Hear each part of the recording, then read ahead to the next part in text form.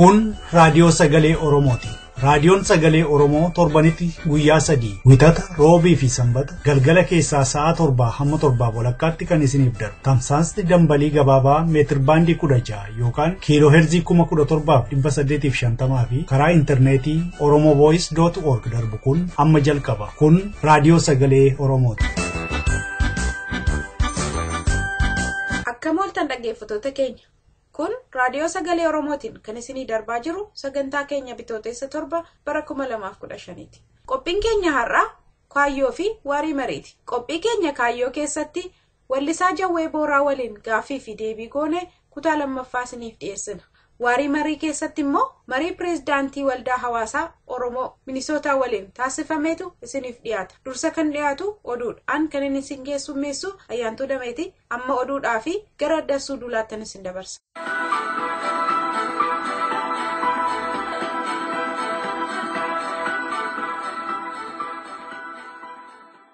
Akkam jirtu dhaggeeffattoota keenya amma oduun isinitti hima.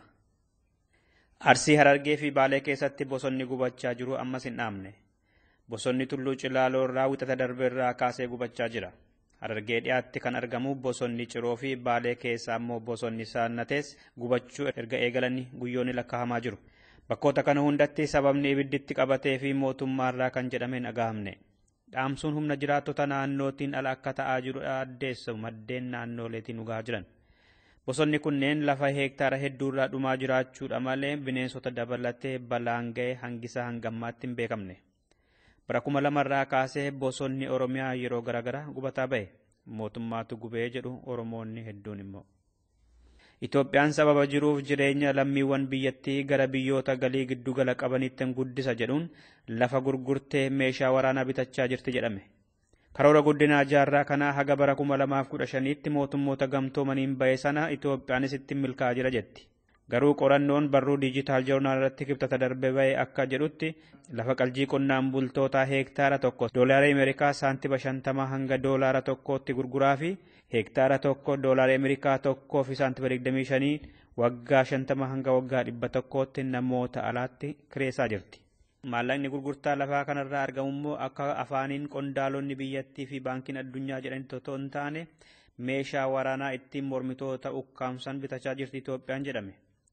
Chaayinaa, Indiyaa, Paakistaanii, Awustiraaliyaa, Yuukireen fa'aa dabalatee biyyoota hedduutu lafa sana saamuu irratti bobba'aa jiru. Hidhaan laga Gibee fi Oomoos namoota lafarraa buqqisuu irra darbee naannoo fi lubbuu qabeeyyiirra balaa guddaa geessisaa jira jedhames. Gareen dubbii lola kibba Sudaan keessaa qorachuudhaaf utubame gabaasa qorannoo isaatiin mootummaa cimsaa keessatti pireezidaantii Silvaa Kiir fi hooggantoonni biyyattii lola sana dura aangoorra turan marti keessa galuun qabanii jedhame. Gareen gamtaa Afrikaatiin hundeeffame badiilee gahan qorataa bahe kan pireezidaantii Naajeeriyaa duraanii Obaasanjootiin durfamu kun qondaalonni olaanoo pireezidaantii Silvaa Kiir fi Riik Maachaaraa dabalatee mootummaa cimsaa ganna 5 utubamuudhaaf jiru keessa galuu hin qabanii jedhee kan jedhe Reeyotersidha. Karaa nagaan biyyattii keessatti bu'uu soquudhaaf mariin garee lamaanii Finfinnee keessatti erga fashalee booda gamni lachaniyyuu waraana hamaa labsuudhaaf dhaadachaa jiru kan jedhe immoo Sudaan Tribunidha. Dhumarrattis har'a Ijipti keessatti boombiin kiyyeeffame dho'ee nama tokko ajjeesee 11 madeesse. Ijipti gammoojjii Sanaay keessatti mormitoota wajjin wal lolaa jirti. Maalii keessatti immoo namni qawwee hidhatee mana namoonni biyya alaa halkan keessatti bashannanan keessa seene kaleessa galgala nama 9 ajjeese. Kan du'an harki caalaan isaanii Ameerikaanota, Faransaay fi Beeljeemidha jedhame.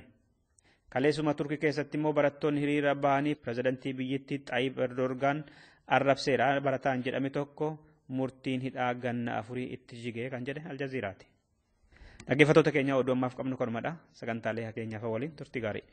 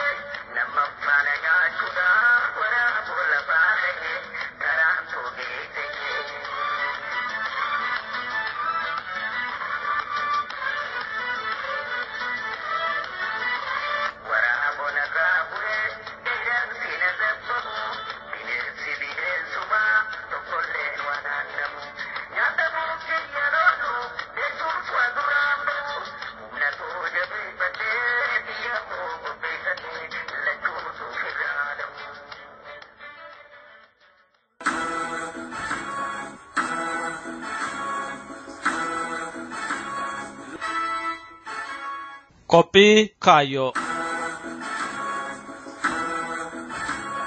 Akka booltan dhaggeeffattoota keenya kun torbaanitti al tokko kan siniif dhiyaatu qophii kaayyooti. Qophii kaayyoo har'aa keessatti torbee marii weellisaa Jawwee Booraa waliin eegallee kutaa lammaffaatti fufna. Weellisaa Jawwee Booraa torbee iddoodhuma dhaabe waa'ee ragadaa ibsaa kan turerra itti fufa har'as. Gara biraatti raganni kun akka hoggaa ragadamu harkaan wal qabatu hin jiru. Wanni isa adda godhu dhalaan halaala dhaabbatti dhiirri haala gamana dhaabbata. Raganni kun dhaaba qaba, dagalee qaba, irkisa qaba. Kanaaf namni hoggaa ragadu dhalaa fi dhiirti mormoo qofa walitti ilaala. Amma dhaggeeffannoon keenyallee waan kanatti deddeebi'aa jira. Warri amma nu dhaggeeffataa jiru oduma dhaggeeffatu morma walitti lallaatu kan odoo barate gaarii natti odoo yaale gaariidha. Yaadaan qalbiidhaan eessatti mormi lallaatu. Jawwee kana yaadan namoota hidda odaa waa toltee fakkii morma jawwee loltee jedhan. Jawween hogga loltee morma kan goggoota. Marga akkas jirta raganni akkasii harkaan wal tuquun hin jiru. Mormaan ragadda raganni kun akkaan tola. Raganni kun amma akkuma durii sanatti jira moo amma jijjiirameera haalli isaa akkami? Amma adeemsa keessa ture keessa Oromoon ona qaba. Ona kana keessa wal keessa tamsa'utti dhufu. Gaafa wal keessa tamsa'u wal keessa qubatu obboleeyyan keenya warri afran qal'oo gadii gooroo olii kanatti ol godaanan. Gaafa ol godaanan aadaa isaanii waa hunda fudhatanii dhufan. Hogga dhufanii hawaasa kana keessa qubatan ituu kana keessa hogguu qubatan fakkeenyaaf sirba shaggooyyee fidanii dhufan. Shaggooyyeen dhufte gadi. Shaggooyyeen amma ta'a afran qal'oo. Ittis abba'a ittis ogeessa afran qal'oo. Shaggooyyeen kuni wallisaanii hogga wallisan harkaa wadhammatan. Mallaan mallarra teessi. Takka additi addarra teessi. Harki mudhii intalaarra ishiin mudhii keetirra harka caasatti. Guntun ishii dhufee laphee teetiin irra dhaabbata. Amma namni ragada halaala walitti dhaabbatee walitti ragadu sanirra warri dardara ashaggooyyiin kun amma nama san caalaa waa walitti fidduu fi san qabbaneessaa dhufanii shaggooyyee kana namni fudhatu. Kanaaf raganni amma wanni taa'aa dhufe jechuudha. Shaggooyyeen liqimsaa dhuftee gara biraatiin namni gurguddaan namni heerume kafuudhee dhalaan yoo heerumte shaggooyyeen taphatanii namni guddaanis waggaa tokko tarii ni sirba san boodanii dhaabu.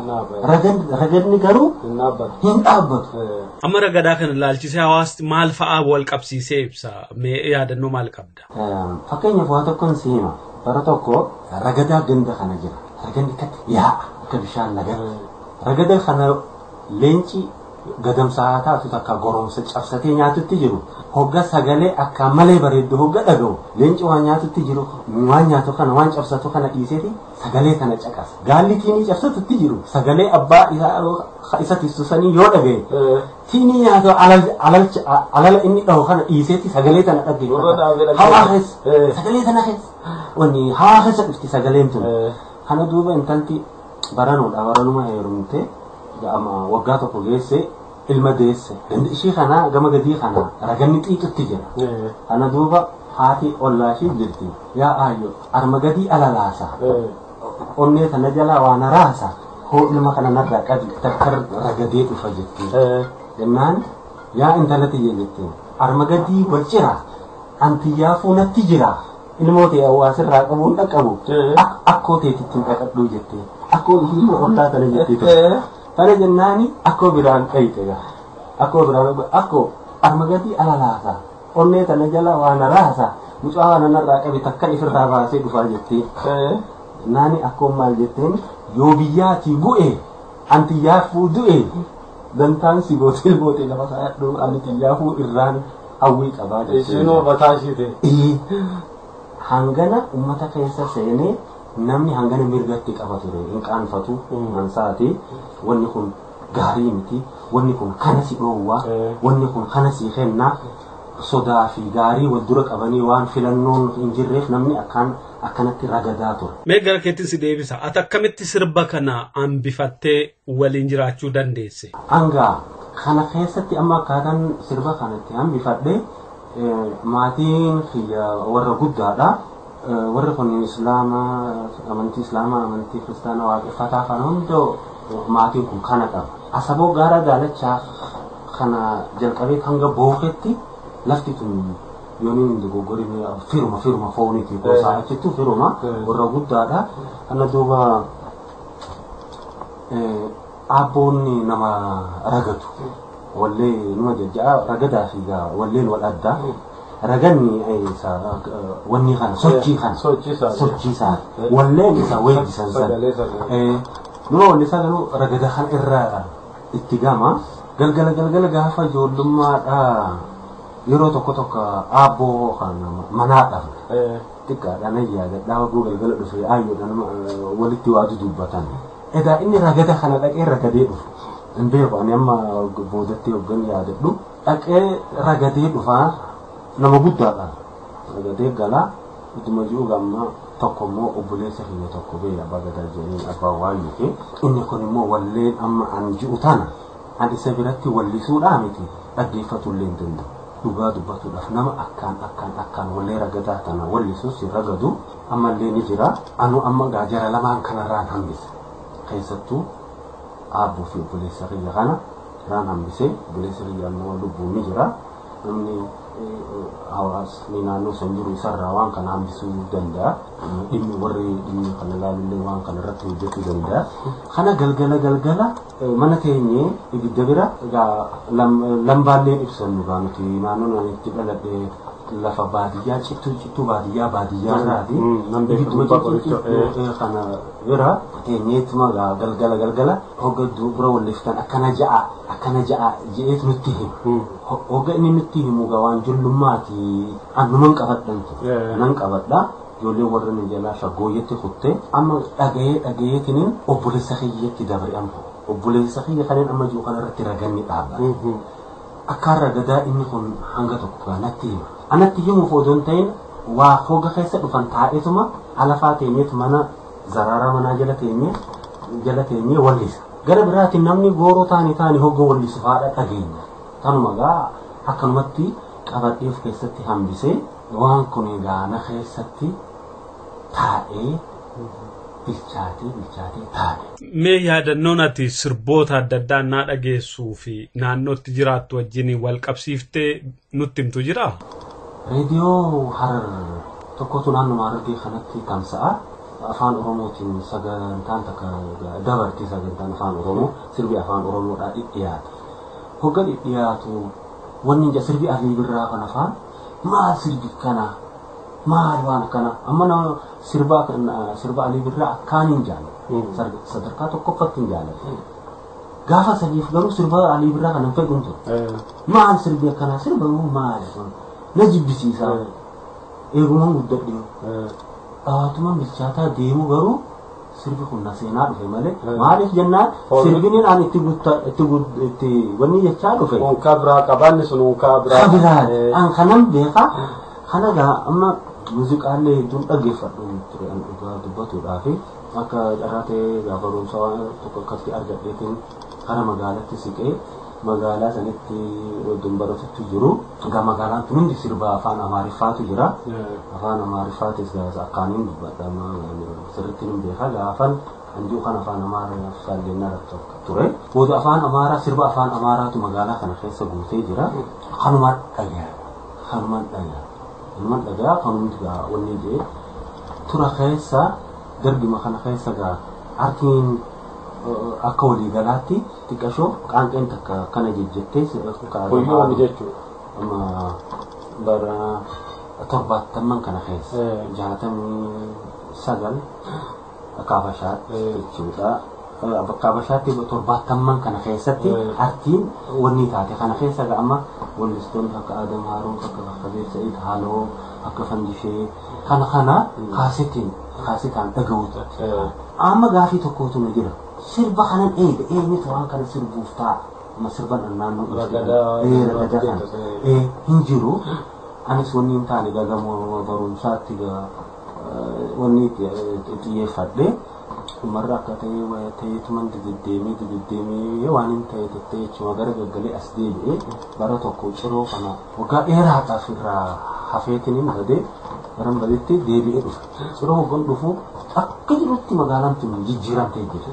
Ijoolleen dhaan durbee hin jirtu. Lafti inni yeroo ani beeku hundi jijjiiram. Namni magaalaa kanaa namni kun eessaa dhufe jeetee lalaan. Ani immoo mannummaan kun eessaa dhufe jeetee lalaan. Wanti gargaara. Egaa waa waliin beeyneeti walitti dhufee anu eessaa dhuftanii jira. Sana booda muuxannoon Jawwee Booraa maal fakkaata? Kana immoo torbeetti deebinaa. Qophiin keenya kaayyoo har'aa kanuma qophii hafe waliin nagaan nu tura. Qopheessee kanan dhiyeesse Annaa Basaa Waaqjiraati.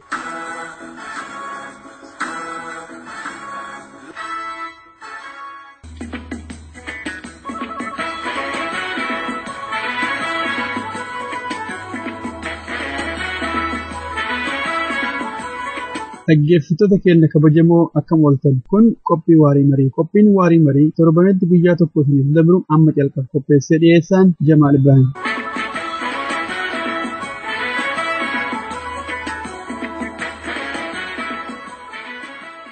Dhaggeeffattoota keenya kabajamoo qophii keenya kanarraa keessatti marii obbo Maatiyaas Guddinaa pirezidantii hawaasa Oromoo Minneapolis wajjin yookaan Minnesota wajjin goone kutaa lammaffaa qabannee dhiyaanneerra itti dhiyaadha. Akkuma namuu hubatu biyya kana yeroo dhufan dhiiraa fi dubartii yoo dhufte haadhaaf abbaa tahanii asitti immoo booda namni ijoollee horaa jaarsaaf jaartiin tokko lakkoofsatti nam lama ammoo ijoolleen isaan horan 3, 4, 5 tahuu danda'u. Kana jechaan humni haarofni Oromoodha dhaloonni haarofni haadhaaf abbaa caalaa heddummaatu deemu jechaadha. Biyya alaa kanatti dhaloonni lafaa dhufu kun immoo tuyyuu aadaa fi afaan biyya kanaa beekaa hawaasa gargaaruudhaaf afaaniif aadaan beekuun isaanii kun baay'ee barbaachisaadha. Dargaggoota lafaa dhufan kana akka isaan bulchiinsa biyya kanaa keessatti siyaasaa biyya kanaa keessatti yookaan ogummaa biraatiin illee akka hirmaatan gama hawaasa keenyaatiin hawaasa Oromootiin naannawa kanatti wanni karooraan irratti dalagamu jira. Namoonni immoo hanga ammaa dargaggeeyyiin dhimma akkasii irratti hirmaatan ka hawaasni deeggarsa kenneef jira wanni mul'atu maalinni maal fakkaata hegereen garami guddataa sirriidha waan nuni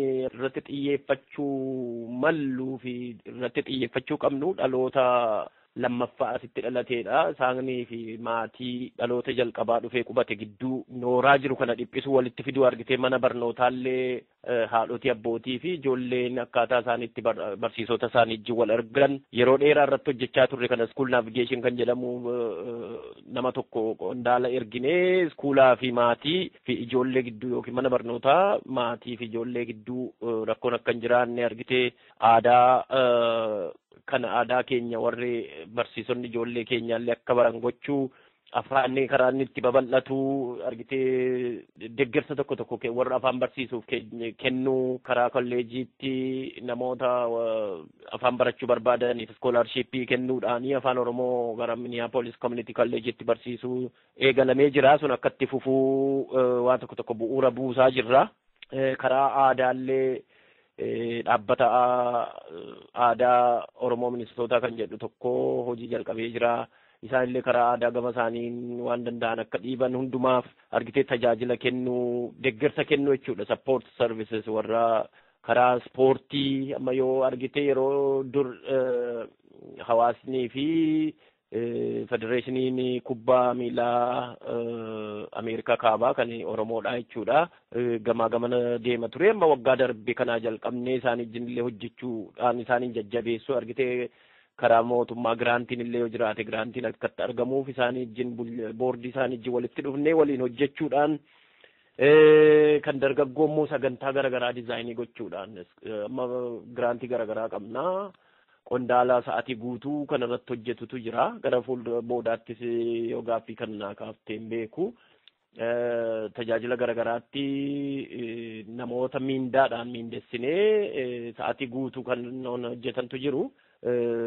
Sana waluma duukaa tuquudhaaf dhimma dargaggoo kan ilaalchisu warra fedhiin dalagdoota yookiin volunteers nu gargaaran ala sa'aatii guutuu sa'aatii 47tti qaxarree nama extra sanarrayyuu sa'aatiitti dabalee nama kana hojjetu jira. Nama dargaggoo wajjin walii galee waan kana diizaayinii godhe yookiin karoorsee hojiirra oolchee xumuraan gahuu itti goonee jirra. So amma yoo argite amma yoo giddugala community keenyaa dhufte yookiin hawaasa keenyaa kana yoo dhufte ilaalte yeroo hundumaa dargaggoo 10, 15, 20, 30tu waa'ee aadaa shaakalaa waa'ee afaan isaanii argite waa'ee after school wannoo sa'aatii manneen barnootaa hin jirretti waan tokko wal gargaaruu diraamaa garaagaraa hojjechuu afaan isaanii shaakaluu giddugalli keenya lubbuu godhata waan jiru ta'uu isaan uummata Oromoo na dhagaa jiranii mirkaneessa. Wanni ta'uu malu argitee nuti amma obbo Dalaaluu dhiifne gara fuulduraa ilaaluun baay'ee gaarii natti fakkaata. Asittis haa ta'u biyyattis mootummaa Oromiyaa ijaaraa jirra. Mootummaa haaraa jechuudha. Mootummaa erga waggaa 130-40 as of bulchee hin beekne kanatti waggoota gara waggaa 20 kana shaakalaa jirra. Caasaan keenya akkatti walirra nam'ee wal ajajamuu akkatti wal ijaarru jabeessuudhaa fi nuti warri biyya alaa jirru jenereeshiniin lammaffaa yookiin dhaloonni lammaffaa maal haa ta'u asitti kan jedhu kana mootummaa biyya kanaa keessatti bulchiinsa siyaasa biyya kanaa keessatti CV konnoo keessatti hirmaachuu qabna. Kun immoo warra filanne kana wajjin ingeejii gochuudhaan isaanii wajjin wal dubbisuu isaanii deggeruu isaan immoo argitee ijoollee keenya kee galfachuu amma gidduu kana magaalaa St. Paul keessatti wannoo tokko ganda tokkotti ilmi Oromoo dargaggeessi tokko dorgomaa jira. Isa kana argitee warra achi dhaqanii isa filuudhaa fi filchiisuu danda'an dhaqanii kokasii gochuu yookiin dhaqanii waraqaa kennuu sagalee kennuu fi isa jajjabeessuu waan barbaachisu argitee deemanii manarra rukutanii namoota kakaasuu fi danda'uudha. Yoo ofii keenyaaf dandeenye keessatti hirmaannee keessatti filamuu siyaasa biyya kanaa jijjiiruuf akka biyya keenya akka Oromiyaadha akka Afriikaadha wanti humnaan bulchan jiru biyya kana waraqaan bulchanii sagaleedha kan hojjetu amma nu caalaa warri Somaaliidha geettii qabu. Lakkoofsa hedduu nu caalanii utuu hin ta'in keessatti hirmaatudha. Waan argame bakka qaawwaa jirutti keessatti hirmaatan nullee akkana kana ijoolleen keenya akka isaan dhaqanii argitee yeroo filmaanni jiru filmaata gargaaruu voluntarii gochuu jechuun yookiin sa'aatii tola dalaguudhaan isaan gargaaruu horii buusiitiin yeroo immoo filmaanni dhufu namoota nullee gamma galmeessaa irra gara fuulduraatti irratti hojjechuudhaa fi dirqamnis karaa hawaasaa nutti kennameera. Waa ijaaruu dandeenye akka non profit yookiin immoo bu'a maleeyyiitti waan dalagnuu fi nama deeggaruu hin dandeenyu. Obaamaan filinaa yookiin abluun filaa baluun hin filinaa jechuun indoorsii yookiin nama deeggaruu hin dandeenyu. Garuu haala mijeessuu dandeenya waan seerri keenya nu ittisuuf jechuudha. Haala kana mijeessinee akka namoota keenya amma fakkeenyaaf gara Brooklyn Parkitti ummati hedduun jiraattonni achi jiran keessaa Oromoodha. Gara fuulduraatti meeriidhaafis akka namni filamu dhiibbaa gochuu kakaasuu keessatti hirmaachuun barbaachisaadha. Yeroo garaagaraallee warra argitee mootummaa naannoo Minisootaatti filamuu kana deeggaruudhaan ibsa garaagaraallee nu baasaa turaniiru. Gara fuulduraatti illee kana caalaatti irratti hojjechuu warra koongiresii keessa jiran kana deeggaruudhaan isaan inni dubbisuu akka isaan ambaasaadarra Itoophiyaa yeroo yerootti waamanii torchii godhan yookiin wannoodhaan jechuudha gaaffiidhaan akka isa gugguban. Gaaffii ciccimaa gaggaafachuudhaan akka sanaasisan akka inni mootummaa isaatti qaana'ee mootummaan isaa waan inni godhu kun sirrii miti jechisiisuu danda'u nurra karaa damee haajaa alaa biyya kanaallee akkasuma mootummaa Itoophiyaa irratti akkaataa isaan dhiibbaa godhaniin akkaataa isaanitti argitee namoota mana hidhaa jiran kana gadhiisisanii mirga dhala namaa dhiitamaa jiru karaa isaanitti gabaasaa irratti babbaasan as teenyeeti kan nun gochuu dandeenyu argitee. Kanaan fi keessatti hirmaachuu siyaasa biyya kanaa keessatti hirmaachuu caalaa wanti jijjiirama fidu hin jiru. Amma utuu argitee jabina qabaannee sadarkaa Ameerikaatti of ijaarree walitti dhufnee jirra ta'ee damee dantaa alaatti xalayaa barreessinee akka isaan viizaa qondaalota Itoophiyaa biyya kana dhufaniif akka isaan viizaa hin kennine dhiibbaa gochuu dandeenyee argitee haga kanatti cimnee bira geenyee wannoon tokko saab komiitiin tokko warra koongiresii keessaa hiiringii godhatee mootummaa Itoophiyaa balaaleffatee akka qondaalonni isaanii kun tiraavilii gochuu hin dandeenye yookiin viizaa biyya kana argachuu hin dandeenye utuu goone dhufanii iyyuu as nun jeeqan jechuudha. Kana hirmaan amma argitee hawaasa keenya keessallee waan akkasii kun yeroo dheeraadhaa qabee deddeemaa ture. Isa kana gadi buufnee mootuu kanarratti hojjennee hundumti keenya hawaasi DC jiru hawaasi as jirru wal geenyee gara tokkotti deebifne waan kun argitee isa politikaa utuu achi qaamaan hin dhaqin politikaa isa biyyaa sana jijjiirsuu danda'a jechuudha. Mootummaan Itoophiyaa har'a bari jabina qabaattee miti mootummaa Ameerikaati jechuudha mootummaan Itoophiyaa har'a waan jiru isaan irraa argatu teknikaal sappoortii isaan irraa argatu miilitarii argatu gargaarsa karaa dinagdee hawaasa guddaa argatu karaa Jibuutii karaa maal Even odeeffannoolee intelligensii illee wannoodhaanii reconnaissance Somaaliyaa fi maal kana gidduu karaa wannoo argitee bakka garaagaraa quubsuma xayyaaraa jijjigaa jirutti Dirreedawaa jirutti waan fayyadamaniif mootummaa sanaa jira odeeffannoolee wal jijjiiranii waan waliin hojjetaa jiraniif mootummaa sana kan jabeessee kaa'ee lubbuutti qabee utubee jiru har'a mootummaa Ameerikaati. Kana jijjiiruu danda'u kana jijjiiruuf immoo siyaasa lookaatiiliitii kaati siyaasa kakasii wannoo kee waardiidhaan biyya kanaa ishee ganda keessaa kaati achi yoo siitiitti filamtee argitee mootummaa magaalaa keetti filamte mazagajaa keetti filamte isa kongireesii dhaqu sana dhageessisuu dandeessa isa bira dabartee maaliif asii ka'anni kongireesii dhaqu ganda keetii ka'a hundumtuu seenaatariin ganda keetii ka'a ripireezentaatiiviin ganda keetii ka'a bakka bu'aan jechuudha.